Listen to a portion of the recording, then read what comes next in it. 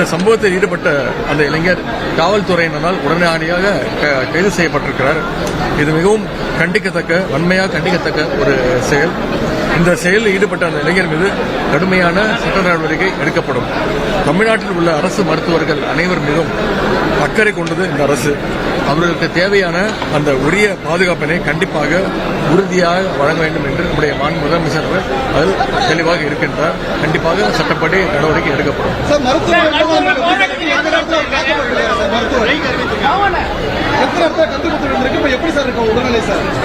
தலைப்பகுதியில் ஒரு 4 இடங்கள்ல கத்தியால் ஏற்படுத்தப்பட்ட காயம், அதேபோல் இடது கழுத்து பகுதியில் ஒரு காயம், இடது தோள்பட்டையில் ஒரு காயம், இடது காது மடலில் ஏற்பட்ட ஒரு காயம். எல்லாத்துக்கும் சிகிச்சை அளிக்கப்பட்டிருந்தது. மருத்துவர்கள்லாம் கூட இருக்காங்க. அவங்க ஃபேமிலியும் வந்திருக்கிறாங்க. அவங்களுக்கு ஆறுதல் சொல்லியிருக்கிறோம். அவங்களுடைய அம்மா, அவங்களுடைய டாக்டர் மனைவி, மனைவி டாக்டர் தான் அவங்களும் வந்திருக்காங்க. அவங்க கூட இருக்காங்க. தொடர்ந்து கண்காணிப்பில் இருக்கிறாங்க. தாக்குதல் ஈடுபட்டு அவங்க தாயாருக்கு சரியான முறையில் சிகிச்சை அளிக்கப்பட்டதுன்னு சொல்லி தாக்குதல் ஈடுபட்டிருக்கு சார். ஏற்கனவே ஒரு 4 மாசமா இங்க ட்ரீட்மெண்ட் 6 மாசம். ஆமா, எந்த முறையில் சிகிச்சை அவருக்கு அளிக்கப்பட்டிருக்கு சார்? சரியான முறையில் தான் சிகிச்சை அளிக்கப்பட்டிருக்கு. ஒரு தனியார் மருத்துவமனை கூட்டு போயிருக்காங்க. அந்த மருத்துவர் இப்படி சொன்ன வச்சு இங்க வந்து காலையில வந்து ஒரு அரை மணி நேரம் பேசிட்டு இருந்திருக்கிறார். கூட நர்சஸ்லாம் இருந்திருக்கிறாங்க. என்ன காரணம்னு தெரியல. அவரோட ஒரு தவறான ஒரு முடிவு எடுத்து ஒரு சிறந்த மருத்துவர்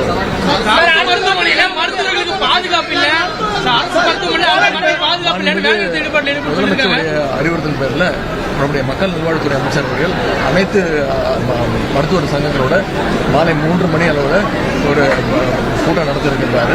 அநேகமாக மருத்துவ சங்கங்கள் இதை புரிந்து கொண்டு அவங்களுடைய நாளைக்கு பல்லாயிரக்கணக்கான மக்கள் நோயாளிகள் வந்து செல்லக்கூடிய இடத்துல இது மாதிரியான ஒரு சம்பவம் நடந்திருக்கு. ஹாஸ்பிட்டலுக்குள்ள அதோட பாதுகாப்பு தன்மை எப்படி சொல்லுங்க? அதான் நீங்களே சொல்லிட்டீங்க, பல்லாயிரக்கணக்கான மக்கள் வராங்க. இவரே திரு விக்னேஷ் அவர்களே வந்து தொடர்ந்து 6 மாசமா இந்த மருத்துவமனைக்கு அவங்களுடைய தாயாரை கூட்டிட்டு வந்திருக்கிறார். அதனால அவர் மேல எந்த விதமான ஒரு சந்தேகமோ அவர் அந்த மருத்துவருக்கு கூட எது ஒரு டவுட்டோ எதுவும் வரல, பயமோ எதுவும் அச்சமோ எதுவும் இல்லை. தொடர்ந்து வந்து சிகிச்சை பெற்றிருக்கிறாரு. தொடர்ந்து இந்த டாக்டரோட தொடர்பில் இருந்திருக்கிறாரு. அதுவும் வந்து அரை மணி நேரம் மட்டும் பேசிட்டு டிஸ்கஸ் பண்ணிட்டு தான் இருந்திருக்கிறாரு. அதனால இது வந்து தவிர்க்க முடியாத சம்பவம். இனிமேல் இது மாதிரி நடக்க முடியாது. மருத்துவமனையில இந்த மாதிரி ஒரு சம்பவம் நடந்திருக்கு. தொடர்ச்சியா அவர் சொல்றது உண்மை அப்படிங்கிற மாதிரி இருக்குங்கிறது பல சம்பவங்களை மேற்கோள் காட்டுறாரு. இந்த சூழலில் இப்படி சம்பவம் நடந்திருக்கு. இதுக்கு என்ன பதில் சார்? இது வந்து ஒரு தவிர்க்க முடியாத ஒரு விஷயம். இது வந்து கண்டிப்பா வந்து இனிமேல் நடக்காம தடுப்போம். இது வந்து அதான் திருப்பி நான் சொன்ன மாதிரி திரு விக்னேஷ் அவர்கள் தொடர்ந்து 6 மாசமா அவங்க தாயாரை கூட்டிட்டு இங்க வந்திருக்கிறார். இதே மருத்துவமனையில் அவங்க தாயாருக்கு மருத்துவம் பார்க்கப்பட்டிருக்கு. அதனால அந்த மருத்துவரோட அரை மணி நேரம் பேசிட்டு வேற ஒரு தனியார் மருத்துவமனையில போய் அந்த மருத்துவர் சொன்னதை கேட்டுட்டு இந்த மாதிரி ஒரு முடிவு எடுத்திருக்கிறாரு. இது ஒரு கோவத்தின் காரணமாகவும் ஆத்திரத்தின் காரணமாக எடுத்திருக்காரு. ஆனா கண்டிப்பா சட்டப்படி நடவடிக்கை எடுக்கப்படும். இனிமேல் இது மாதிரி நடக்காம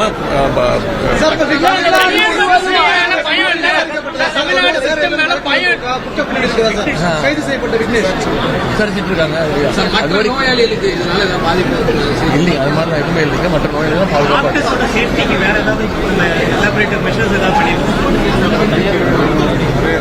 பாதுகாப்பாக ஒரு குழு ஏற்கனவே சிஎஸ் தலைமையில் ஒரு நடந்தது. மேற்கு வங்கத்தில் நடந்த சம்பவத்துக்கு பிறகு தமிழ்நாட்டிலையும் எல்லா மருத்துவ கல்லூரி மருத்துவமனைகளையும் மாவட்ட அரசு சேஃப்டி மெஷர்ஸை பொறுத்த வரைக்கும் ஒரு ப்ராஜெக்ட் ரிப்போர்ட்டை கொடுத்தோம்னா எதிர்வரும் ஆண்டுகளில் அதை செயல்படுத்துவதற்குரிய நடவடிக்கைகள்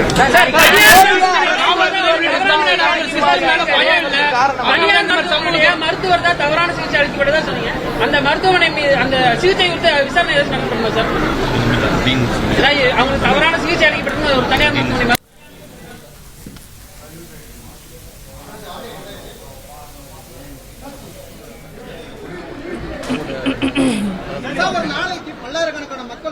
வரும்போதே ஹாட்ச்கின்ஸ் லிம்போமா அப்படின்னு உடலில் இருக்கிற எல்லா இடத்துலையும் நெறிகட்டுற மாதிரி கட்டிகள் உருவாகி அதில் வரக்கூடிய கேன்சர்.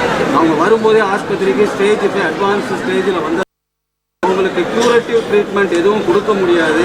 அவங்களுடைய குவாலிட்டி ஆஃப் லைஃப்பை இம்ப்ரூவ் பண்ணி கொடுக்கறதுக்காக அவங்களுடைய தன்மையை பொறுத்து பாலியேட்டிவ் கீமோதெரப்பிங்கிறது தான் வரும் வரும்போது நல்ல விதமாக தான் வந்தார். இன்னைக்கு காலையில் வரும்போதும் நல்ல விதமாக தான் வந்திருக்காரு. அதனால அவர் இல்லை, அவர் இந்த மாதிரி அந்த டாக்டரோட டிஸ்கஸ் இப்போதான் எங்களுக்கு தெரிஞ்சது. ஸோ இந்த டிஸ்கஷன் போயிட்டு இருக்கு. ட்ரீட்மெண்ட்ல பொறுத்தின வரைக்கும் ஹார்ட் லிம்போமாக்கு ஸ்டேஜ் 5ல முறையில் தான் கொடுத்துருக்காங்க. அதில் வந்து எந்த விதமான இல்லை. கேன்சருங்கிறது ஆரம்ப காலத்தில் ஆரம்ப அறிகுறியோடு இருக்கும் தான் கியூரேட்டிவ் ட்ரீட்மெண்ட்டு கம்ப்ளீட் கியூர் கொடுக்க முடியும் அப்படிங்கிறது ஒரு சில கேன்சருக்கு உண்டு. இவங்க வந்து அட்வான்ஸ் ஸ்டேஜ் கேன்சரையும் நம்மளால கியூர் பண்ணி கொடுக்க முடியாது.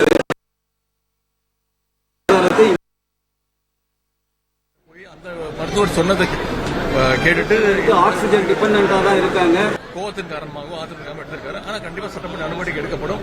இனிமேல் இது மாதிரி நடக்காம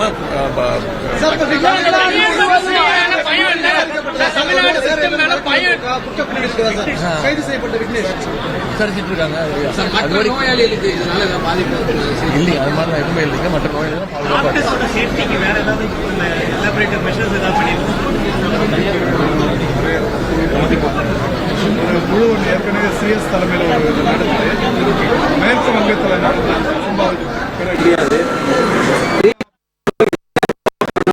அதுல கான்ட்ரடிக்ஷனே கிடையாது. கரெக்டான ட்ரீட்மெண்ட் போட்டதாகவும் ஃபாலோ வந்திருக்காங்க. அங்க நிறைய மருத்துவர்களை கடந்த 6 மாசமா பார்த்துருக்காங்க. ஆனா ஏன் பர்டிகுலரா மருத்துவர் பாலாஜி மட்டும் அப்படி இல்லைங்க. அவர் தான் அந்த டிபார்ட்மெண்ட்டோட ஹெச்ஓடி. அவர் அசோசியேட் ப்ரொஃபஸர். அவருக்கு வந்து என்ன அப்படின்னா ஓமந்தூரார் மல்டி சூப்பர் ஸ்பெஷாலிட்டி ஹாஸ்பிட்டல்லையே 7 இயர்ஸ் வந்து அவர் இதே போல சிங்கிள் மெடிக்கல் ஆஃபீஸராக இருந்து ஒர்க் பண்ணவர்.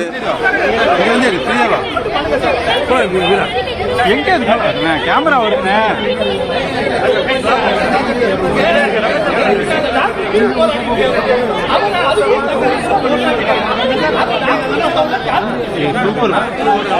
நேச்சர் ஆஃப் கம்யூனிகேஷன் வந்து ரொம்ப தன்மையானவர். பட்ட போக மாட்டார். எப்போ யாருக்கிட்டையும் எடுத்தறிஞ்சு பேச சரியான சிகிச்சை கிடைக்காத நோயாளிகள் புகார் தெரிவிக்கிறதுக்கு ஏதாச்சும் இது இனிமேல் ஏதாவது இனிஷியேட்டிவ் எடுத்து அதுக்கான ஒரு அமைப்பு உருவாக்கப்படுமா? ஏன்னா இப்போ அவங்க இந்த ஆதங்கத்தில் செய்த தவறு மிகப்பெரிய ஒரு பிரச்சனையா மாறி டவுட்ஸ் எல்லாருக்குமே தான் வருவாங்க. மருத்துவர்கள் அரசு மருத்துவர்கள்னாவே சரியான சிகிச்சை பண்ண மாட்டாங்கிற ஒரு அந்த மாதிரி எண்ணம் பரவிடக்கூடாதுங்க. அரசு மருத்துவர்கள் தான் உங்களுக்கு தெரியும் அவ்வளோ ஆத்மாத்மா கொஞ்சம்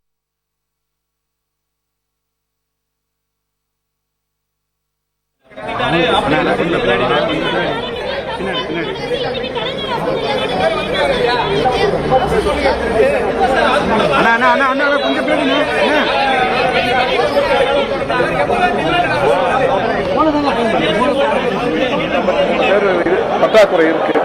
இந்த அவங்களுக்கு வந்து சர்டிபிகேட் வெரிஃபிகேஷன் முடிச்சாச்சு, அப்ளிகேஷன்ஸ் இன்வைட் பண்ணியாச்சு, எக்ஸாம் டேட்டும் ஃபிக்ஸ் பண்ணியாச்சு. அந்த 1353 2026 வரை காலியா இருக்க போற வேகன்சி ஒரு 1200 சேர்த்து 2553 டாக்டர் இன்வைட் பண்ணியிருக்கிறோம். போதிய மருத்துவர்கள் இல்லை. போதிய மருத்துவர்கள்லாம் 20,000 பேர் இருக்கிறாங்க. இதில் 1300 பேர் இல்லை. இது வந்து ஏதோ ஒரு சங்கத்தை சேர்ந்தவர் இது ஒரு குறிக்கோளோட போன வாரம் ஒரு பொருளை கிளப்பிவிட்டார். அதை எல்லாருமே அதை எடுத்து பேசிட்டு இருக்கிறாங்க. உண்மை அது இல்லை. நீங்கள் ஒவ்வொரு மருத்துவமனை நான் முந்தா நாள் ராஜீவ்காந்தியில் சொன்னேன், 1002 மருத்துவர்கள் அங்கே இருக்கிறாங்க. 2000 பிஜி மருத்துவர்கள் இருக்காங்க. எல்லா மருத்துவமனையிலையும் மருத்துவர்கள் இருக்கிறாங்க. ஃபர்ஸ்ட் ப்ரையாரிட்டி வந்து மருத்துவர் பாலாஜி.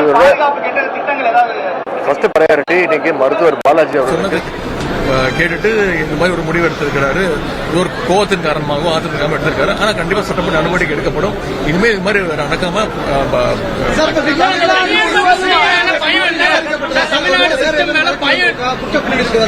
கைது செய்யப்பட்ட விக்னேஷ் விசாரிச்சுட்டு இருக்காங்க. நோயாளிகளுக்கு இதனால பாதிப்பு இல்லைங்க, அது மாதிரி எதுவுமே இல்லைங்க. மற்ற நோயாளிகள் பாதுகாப்பாக சேஃப்டிக்கு வேற ஏதாவது எலாபரேட்டிவ் மெஷர்ஸ் ஏதாவது பண்ணிருக்கோம்.